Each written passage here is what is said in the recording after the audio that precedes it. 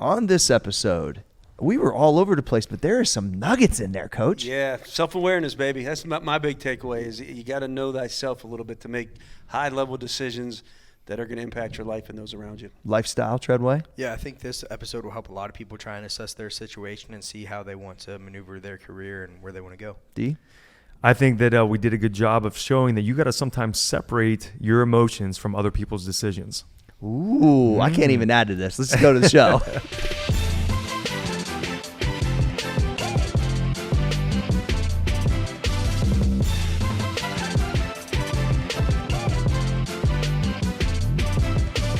Coach's Clinic Podcast. I'm your boy Corey G. This is our coaching staff: Mike Deegan, Tyler Treadway, Dustin Myers. What's good? You in it right now or what? I'm in it, baby. It's the thick of the season. A lot of fun, a lot of ups and downs. It's it's that time of year. Feeling like a champion? Feeling like an underdog? What you feeling like, Coach? Both every day, right? Both. It's just you got to catch me on what day it is. But yeah, no, it's playing good now. We're starting to play some good baseball, so it's been fun. Yeah, but this is what you look forward to. This is it. Yeah, got to remind. Hey, I appreciate the reminder. Yeah.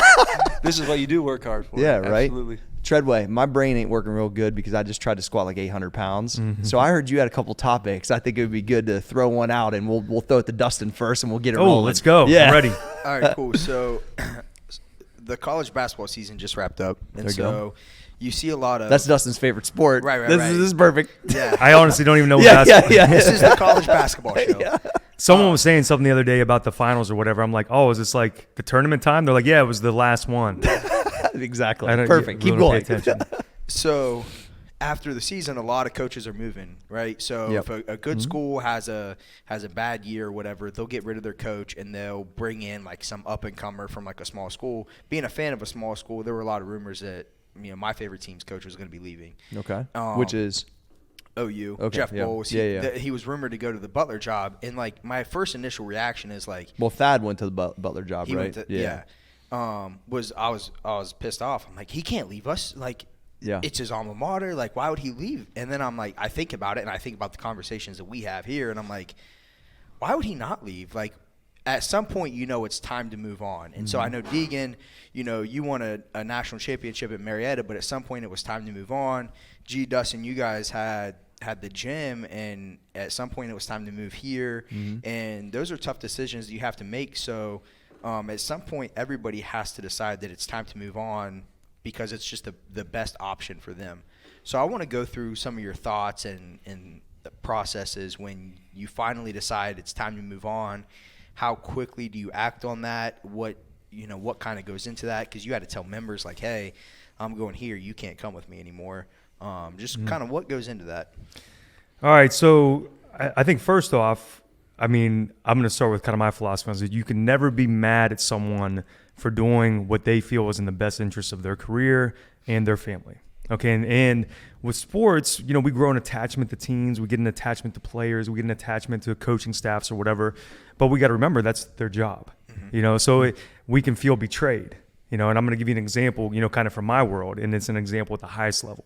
Kyle Snyder, that's a great example. It's a great example. All right. So, I coached Kyle all through college. He won, I think, 3 national titles, and then he won an Olympic gold medal and a world championship in the non-Olympic year, both while he was still an athlete at Ohio State.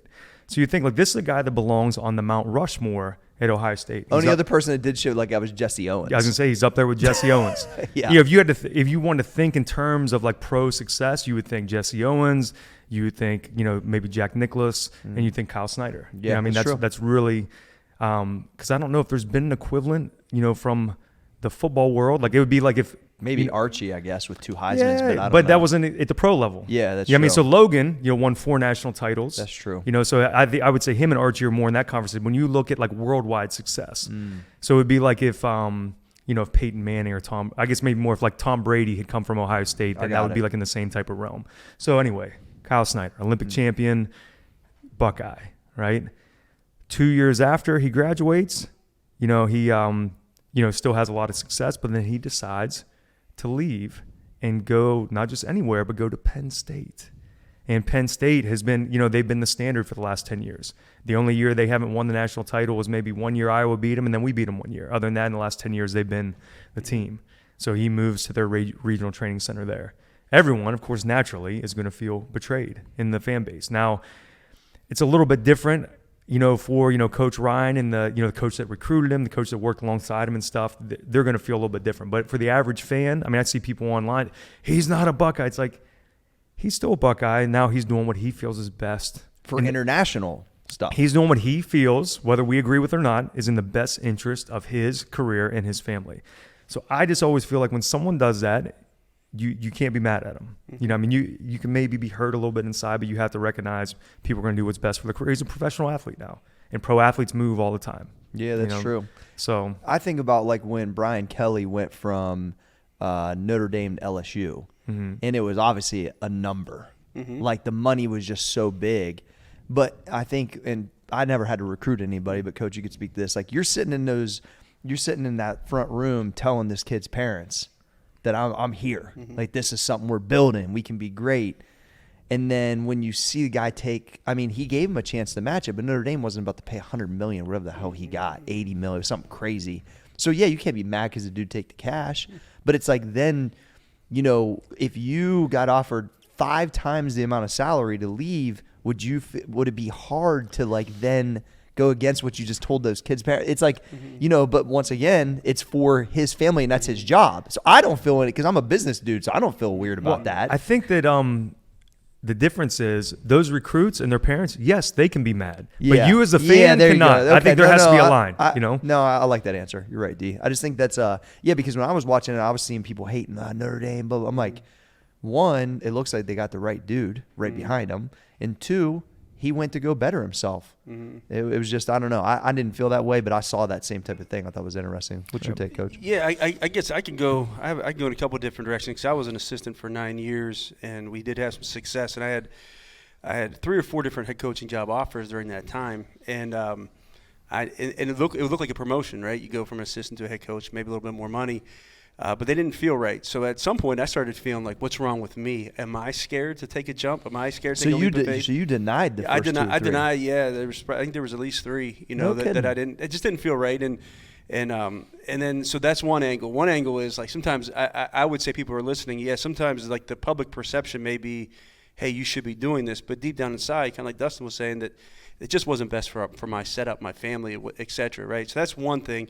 The second part of that is, with recruits and things. So I just try to be really transparent because I'll get that question from time to time. Hey, can you guarantee you'll be here? And I'm like, no, I can't guarantee anything, right? Yeah. I mean, if Vanderbilt calls and says, hey, you want to be the next head coach for you're going to have to do what's best for your family. Yeah. You say that. But, I can just honestly say I'm really happy here. I have no plans. I'm not looking. But to say I'm never going to go somewhere, that's a little bit crazy. I always tell people I never want to live in a trailer again. But I think that won't happen. But you never can say never because you don't know. What if there is somebody that comes from some crazy thing that says this guy's fuck? You never know. Yeah. So I think that's really big. And the only other thing I would say is that at some point you're gonna have to take a jump for whoever's. I know for me, my big jump in my life was I was at Coca-Cola. Making pretty good money for someone who was 22, 23, and I took a big pay cut to take a jump to go to Marietta, and that jump was the best thing that's ever happened to me. It took me from a job where I was making okay money but wasn't very happy and got into the space now where I got into a current where the whole world started kind of flowing in my favor, right? Met my wife, got involved in a career where I haven't worked a day since. I feel like I'm always playing. But I think, at some point you're going to have to take a jump. And then the last thing I'd say is that, I also caution that you don't want to mess with happiness. I think sometimes I see coaches sometimes small coaches will know, they're like, hey, there's like, the OU coach, there's a chance that may be his space. Like, so Ohio State may look bigger and brighter, but man, your family's happy, your kids are happy. Like, why?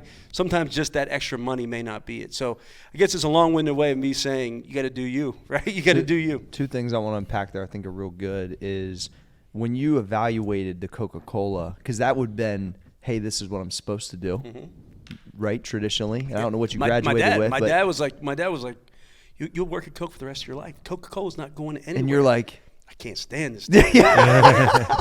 Can't stand it. So what was how'd you evaluate then to go to take the job at Marietta, and like what put you over top the edge? So it was there just a little bit of a backstory. Yeah, please.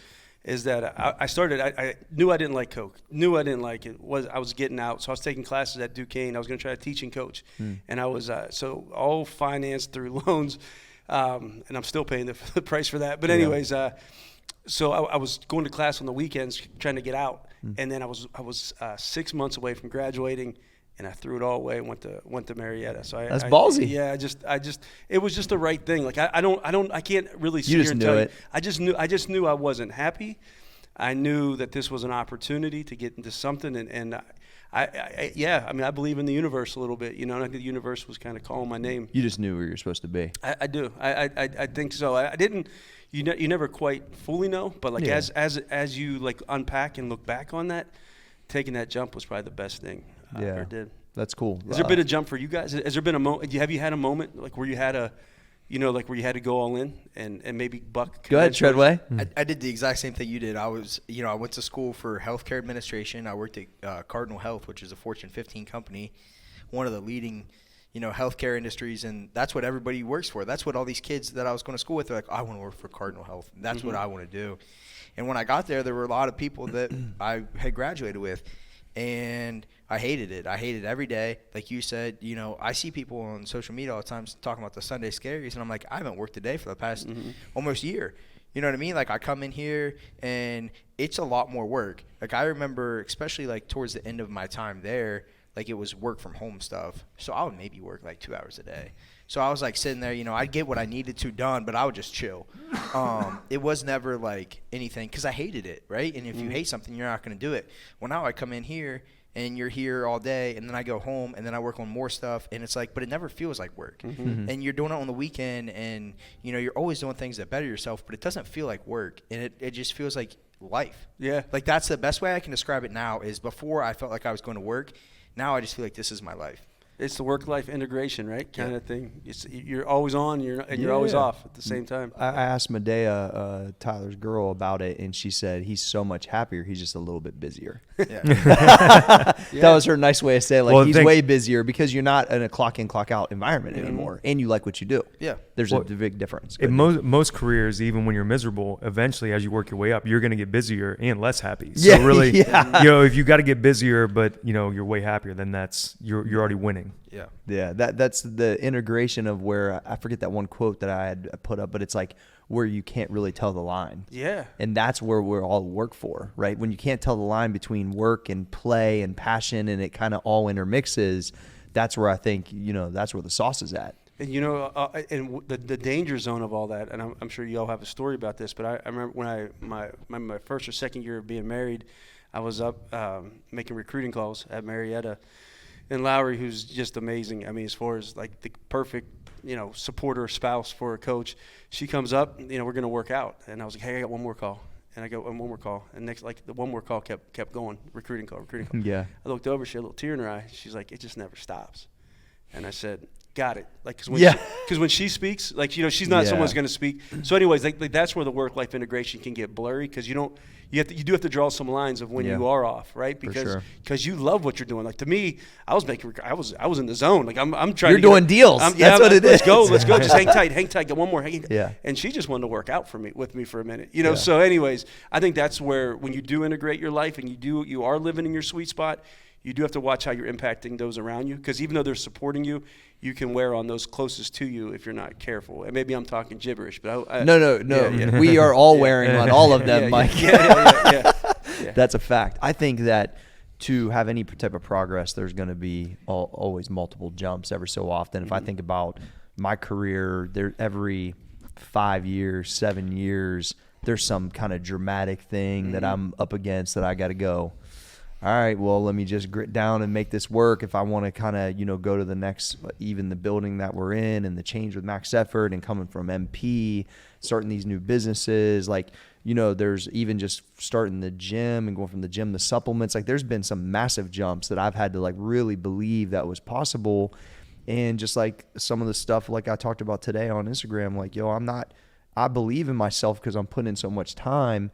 I already know I'm going to eat shots. I'm about to eat one after we get off this podcast today on some stuff I got to deal with. But the reality is that I'm here for the long haul. So I already know, like, I'm not scared. And I think that is, whether it's the weight, whether it's the business, like I'm here for the long haul to accomplish something hopefully great. And so I already know that it's not an easy linear path. Sports ain't that way. Business ain't that way, and life sure as hell ain't that way.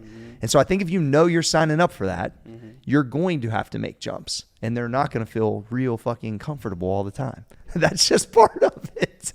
And so I'm trying to like relay that along the process as Max is going through some transitions and stuff, because the reality is like it might look amazing all the time, but that's not how business is. You have to make adjustments. You have to make changes. It's just like the gym or anything else. So I think like if you're going to make progress, we see these big name coaches make these jumps because they're just trying to progress their career. And so I like your kind of take on that, D, is that the recruits and that can be mad, but the fan base has to understand, like, you're telling me you ain't taking 80 million? Right. Get the hell out of here. Like, it's just what it is, you know? So I don't know. I think that's a good topic though, because people are gonna, but there's also guys, I mean, Mike, you could be at Denison for 35 years because of the other stuff you talked about. Right. And the guy at Marietta's been there for... the one was 40, and then now this one's probably closer to 20 now, right? Like it's... Yeah. There's something to said about that, too. Yeah, you like your lifestyle. You know your family's happy. You're good. Like those are the risks. That's what you have to... I think when you're making those decisions, that's what you're weighing. Because you get to a certain point where it's not just about you. Yeah. It's how it impacts everyone around you. And then when you make the call, then I think that's right. Then you go all in, right? And then and I think and that's where I think people get in trouble too when they start going. When they make that decision and they long for the safety and security of the past. Mm-hmm. It's like, nah, man, you made the choice now. Like you made the jump. Now you got to put your nose down and go. It just reminded me of 3 like major decisions I made to stay here. I never moved to New York when I had like opportunities there when I was like 20, 21. Whether it was modeling or whatever that type of stuff was going on. I never moved to Denver whenever MP was rocking, which I probably would have helped, like maybe, probably helped some stuff if I would have, but either way, I didn't want to. And then I never moved to LA whenever there were some opportunities there with like Arnold and those guys. And all of those things were because I wanted to be here. And I told myself that I could be great here. I didn't have to go there. But I would have to work because I'm not going to be in some big market. It's just like any other, like it's like being good at Tampa Bay Lightning, not at the Yankees, right? It's like I knew that Columbus was going to be an issue, at least especially pre-internet. Right now, the internet made it that closes the gap a little bit. But the reality was like I don't have to be in those places. I used to tell myself that all the time, even though I could have went to those places.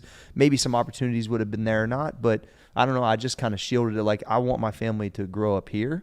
I want to be close to my grandparents and my mom and all that. And like, it wasn't worth it for me. Yeah. In the outside world, they say, why wouldn't you go to New York? Why ain't you in? They always said, why ain't you in LA, G? Like what? That's. I ain't trying to be a fucking actor.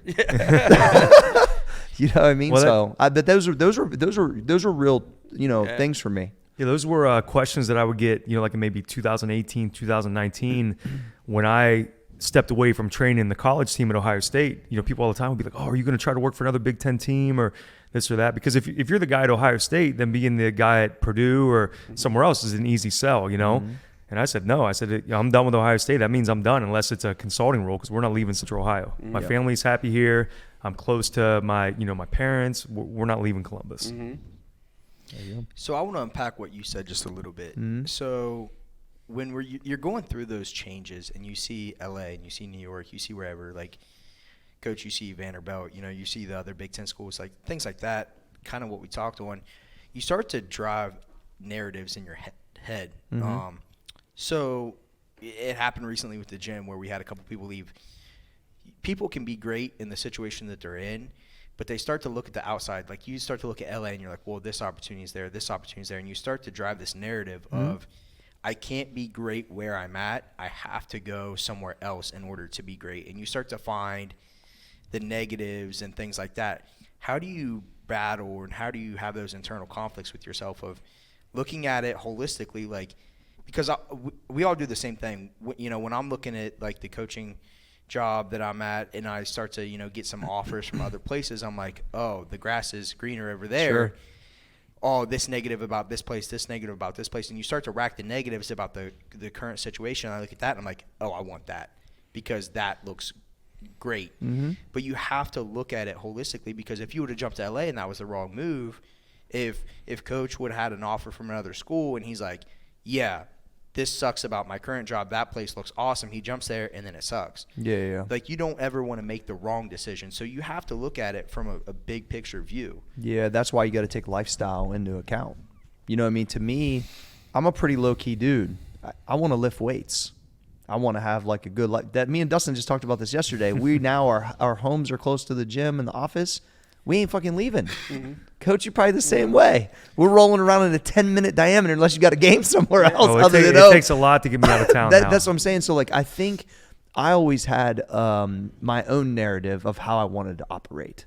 And I don't know why, but this is just things that were in my head. So like, to me, when I would go to LA and I would deal with the traffic and I knew that wasn't me.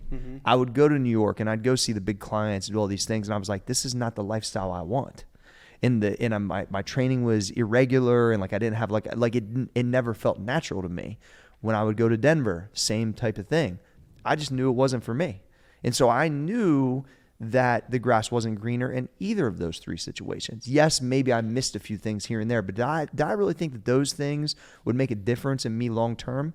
I really didn't believe that. So to me, I put it more on myself to like say, if I want to fight for this lifestyle that I want, that now I finally have achieved essentially, like now I just need to like increase it, right? Just increase the more family time and maybe the revenue and the way you operate and just like the amount I can give back and just really like dial in. And it's more exciting to watch the other guys on the team do better than even myself. I already know it worked for me.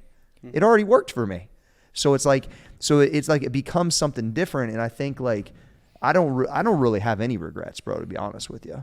You know, it'd be nice to be able to look at a couple things, say, oh, maybe I could miss a couple things here and there, but I don't think it really long-term impacted me because my actual goal was what I'm living right now. So I never really tripped on that, but those were definitely real things that other people from the outside looking in thought like, why aren't you doing this? They would never understand that I was really pushing for what you're seeing right now. So I don't know. I'm going to take it a step further and say that unless you're completely happy and satisfied with your lifestyle, with the way you get to operate, you're going to have a hard time being ultimately successful in these business situations. Sure. So 100%. People chase this success and these opportunities. You move to this faraway place, you have this great opportunity, you think you're going to achieve all these things.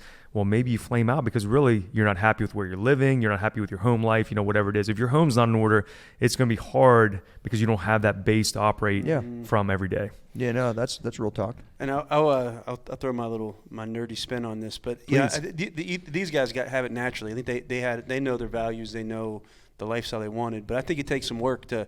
I think I had a friend. This conversation is pretty fresh with me because I had a friend who said one thing he admired about me. I had a pretty cool offer a few years ago, and I turned it down. And he was a part of that. And he's like, "You turning that down was amazing to me." He's like, "I can't imagine."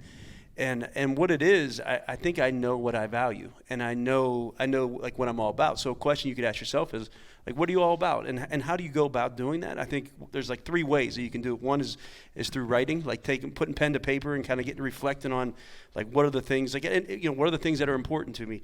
The other thing is to me is like deep conversations with wise people, like talking to people who are maybe a step or two above you.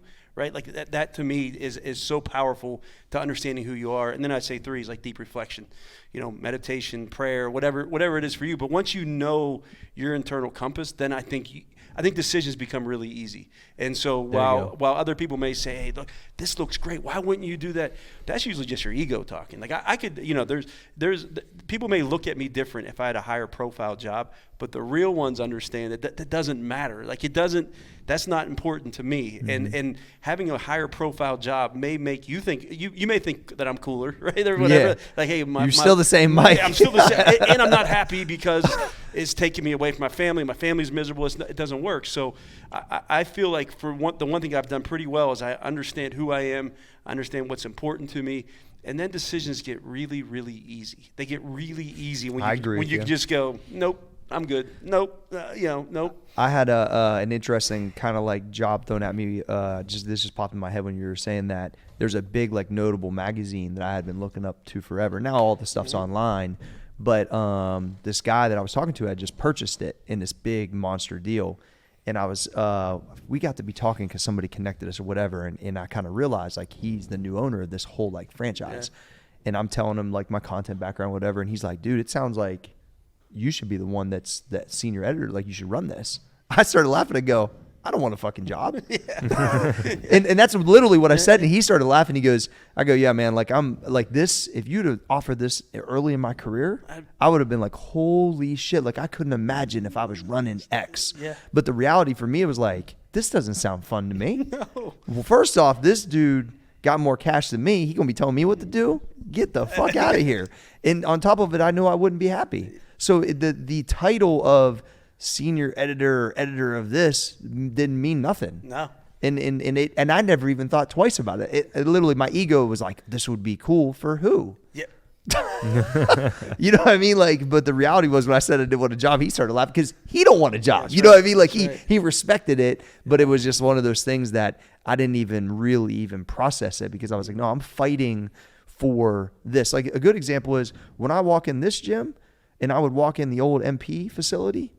The MP facility was more Brad's thing. Like it was cool and it looked great on social media. That wasn't my dream gym. Old school gym is my dream gym. Yeah. So it's like you just know yourself. I mean, I didn't need all that, and it didn't really work for me. And the authenticity is here. That's right. You would have had to fake it if you were there. Yeah, I couldn't fake it. That's why I never went.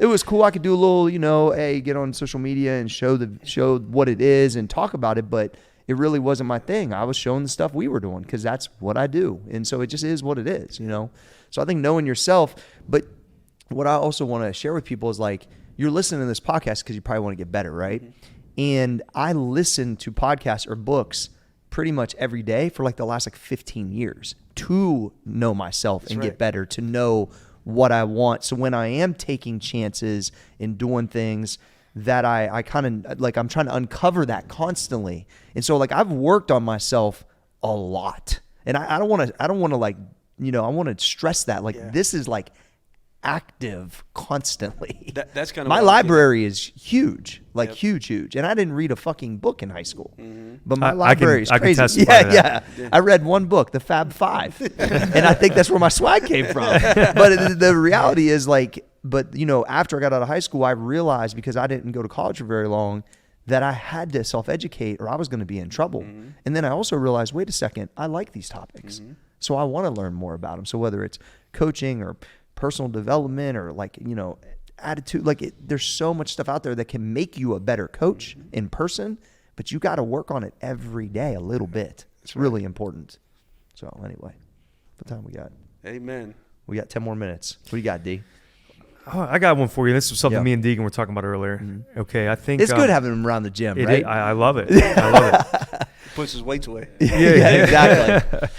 No, so this kind of spawned off a simple conversation about putting your weights away and stuff. And I think, so I guess kind of the theme of it is when you're elite at something, or when you're elite at many things, or you're an elite competitor, you're an elite athlete, you're elite at business, whatever, it's okay to recognize that you're not elite at everything. Oh. Even if it's something that you do regularly and you're not half bad at. I'll give you an example. Today I talked to Brian Peters and I told him, I said, hey man, I need you to help me get faster.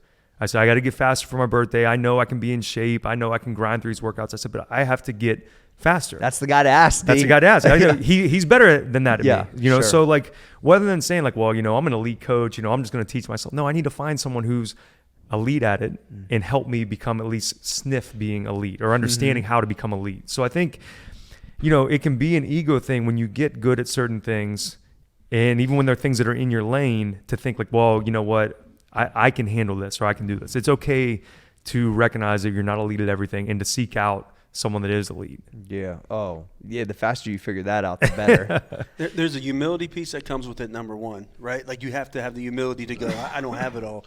And two, I'm just going to, I think, I don't know if I share this or not, but I think being coached by somebody else is really, really powerful. Everybody needs a coach. Everybody. Like when I started taking up boxing and the guys tell me, he's yelling at me and I'm trying to stay. I got long arms. I'm trying to stay away. He's like, get in there, and I don't, get in the pocket, Mike. I don't want to get in. I didn't want to get in there.